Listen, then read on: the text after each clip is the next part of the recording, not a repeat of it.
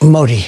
The outside, he looks like he's your father. He's the nicest, total killer. We had a couple of occasions where somebody was threatening India. I will do it. I will do it.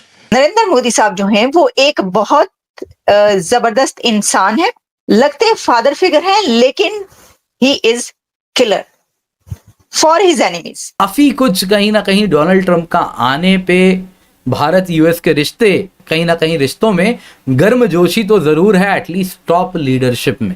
तो ये तो हमें देखने मिल रहा है। वो अपने से ज्यादा आगे रख रहे हैं मोदी को। वो ये कह रहे हैं कि इस वक्त जो है ये मेरे लिए करना मुश्किल है। उन्हें 80,000 लोगों की गैदरिंग थी जिसमें उसने हाउडी ये जो किया था, और लोग क्रेजी हो रहे थे मोदी के लिए, मोदी के पीछे। जितने सेलिब्रिटीज हैं आपको अमेरिका में, वो अब आहिस्ता आहिस्ता हिंदू रिलीजन को फॉलो करते हुए, एक्सेप्ट करते हुए आपको दिखाई देते हैं कि we are worried about the circumstances in Pakistan, और ये एक रीजनल खतरा बन चुका है पाकिस्तान। ये तालिबान की तरफ से स्टेटमेंट आई। आपका क्या ख्याल है, सऊदीज वो स्टेटमेंट नहीं देख रहे? मुल्की मईशत वेंटिलेटर पर है और नौबत यह है कि दम उखड़ा कि अभी उखड़ा। और कुछ माहिरीन इक्तिसादियात तो ऐसे भी थे कि जिन्होंने मुल्क को तकनीकी एतबार से डिफॉल्ट तक करार दे डाला था। कुछ ने कहा कि मुल्क नादहिंदा हो चुका है, बस ऐलान बाकी है। तब प्रीमियर आ रहा है, वहां पे प्राइम मिनिस्टर आ रहे हैं। आप चाहते क्या है? जरा आप अपने गिरेबान में झांक कर 25 करोड़ लोगों से पूछे, व्हाट यू वांट? तुम्हारी अपनी डेस्टिनेशन क्या है? कहां जाना चाहते हैं? दोस्तों, इस वक्त दुनिया के हर एक वर्ल्ड लीडर हमारे प्रधानमंत्री मोदी जी की तारीफ कर रहे हैं, और इसी तरह से इस वक्त पूरी दुनिया के सबसे शक्तिशाली कहे जाने वाले अमेरिका के प्रेसिडेंट उम्मीदवार डोनाल्ड ट्रंप भी मोदी जी की तारीफ कर रहे हैं और कह रहे हैं कि वैसे तो मोदी जी काफ़ी अच्छे और प्यारे इंसान हैं, लेकिन अपने दुश्मनों के लिए मोदी जी काफ़ी खतरनाक और किलर पर्सन हैं।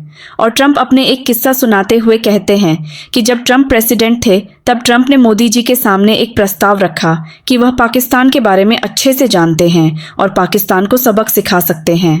तो इस पर मोदी जी ने बड़े सीरियसली अंदाज में कहा कि नहीं, हम अपने दुश्मन को अच्छे से जानते हैं और 100 साले से हम उन्हें हराते हुए आ रहे हैं, और अभी भी भारत पाकिस्तान को किस तरह से सबक सिखाना है वह अच्छे से जानता है और सबक सिखाकर ही रहेगा।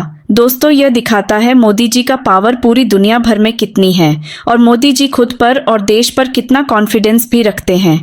तो चलिए दोस्तों, इस खबर पर आगे पाकिस्तानी मीडिया का रिएक्शन देखते हैं और चैनल को लाइक और सब्सक्राइब करना मत भूलिएगा।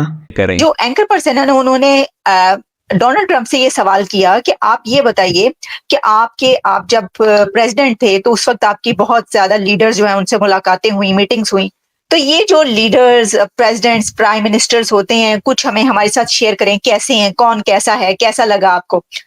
तो उन्होंने जहां कुछ लीडर्स की बात की, वहीं पर मोदी साहब पर उन्होंने बड़ी डिटेल कन्वर्सेशन की है और उन्होंने कहा कि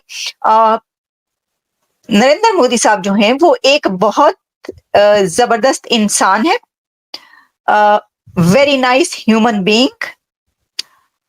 और उन्होंने कहा कि मोदी साहब एक फादर फिगर की तरह हैं, लगते आपको एक फादर फिगर की तरीके से हैं, बड़े ही डिसेंट, यानी उनका मतलब ये था बहुत डिसेंट, बहुत पोलाइट और बहुत लगते फादर फिगर हैं, लेकिन he is killer for his enemies. For his enemies उन्होंने नहीं कहा, लेकिन उन्होंने कहा, मैं आपको अभी जब आप देखेंगे वीडियो तो आपको पता चल जाएगा, उन्होंने कहा वो किलर है बंदा।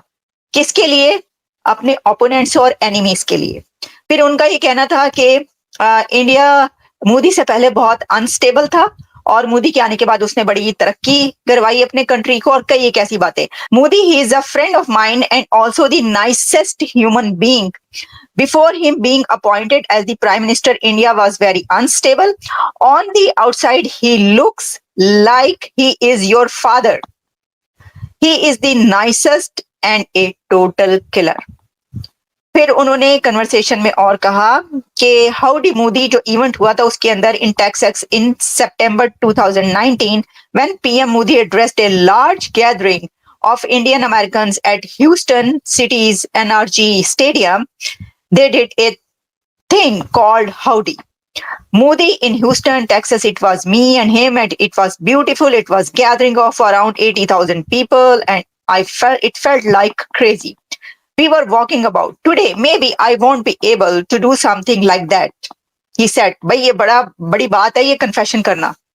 वो अपने से ज्यादा आगे रख रहे हैं मोदी को। वो ये कह रहे हैं कि इस वक्त जो है ये मेरे लिए करना मुश्किल है। उन्हें 80,000 लोगों की गैदरिंग थी जिसमें उसने हाउडी ये जो किया था, और लोग क्रेजी हो रहे थे मोदी के लिए, मोदी के पीछे। जितने सेलिब्रिटीज हैं आपको अमेरिका में, वो अब आहिस्ता आहिस्ता हिंदू रिलीजन को फॉलो करते हुए, एक्सेप्ट करते हुए आपको दिखाई देते हैं। इन सब चीजों के ऊपर बड़ी डिटेल में बात करेंगे, और इसको लेकर हमारे साथ दोबारा से उमेश जी हैं। अभी उमेश जी की मुझे लगता है लाइट चली गई है, क्योंकि जब आप नॉन बीजेपी गवर्नमेंट की स्टेट्स में होते हैं तो लाइट आनी और जानी वो तो अल्लाह के हाथ में होती है, भगवान वहां पे इंटरवीन नहीं कर सकता। तो आप समझ सकते हैं कि मैं किस तरफ इशारा कर रहा हूं। अब आते हैं कि सारा अमेरिका में मामला क्या है। सोमेश जी, जय सिया राम। जय Siya Ram. Sir, non BJP state में रहोगे तो ऐसा ही होगा, बिजली बार बार जाती रहेगी। बट बिजली यहां जा रही है नॉन बीजेपी स्टेट पे, अमेरिका में सनातन की बिजली ऑन होने वाली है। सर, कैसे देखते हैं ये पूरा अमेरिका आज भगवा कलर डाल रहा है? सर, अमेरिका में भगवा कलर अभी से नहीं हो रहा है, ये 1893 में हो चुका था, जब स्वामी विवेकानंद ने वर्ल्ड पार्लियामेंट ऑफ रिलीजियंस में 11 सितंबर को एड्रेस किया था। उन्होंने अपना ओपनिंग एड्रेस जैसे दिया था, उससे सारा अमेरिका स्तब्ध हो गया था। Brothers and sisters of America. और इस तरह से जब उन्होंने बोला था तो उनको स्टैंडिंग ओवेशन मिला था। और उन्होंने ये भी बताया था कि ही represents all the Hindu class. Hinduism में जितने भी क्लास और सेक्स है, he is actually appealing from the basis of being a symbol of Hindu. और वो सैफरन क्लोथ्स पहनते भी थे। और उनके कारण अमेरिका में एक इंटरेस्ट आया मेडिटेशन के ऊपर, योगा के ऊपर। तो अमेरिका में 1893 से चालू हो चुका था। और आप आज अगर आप देखोगे 28% of the Americans today are non believers. मतलब 3 out of 10 Americans today do not believe in any religion.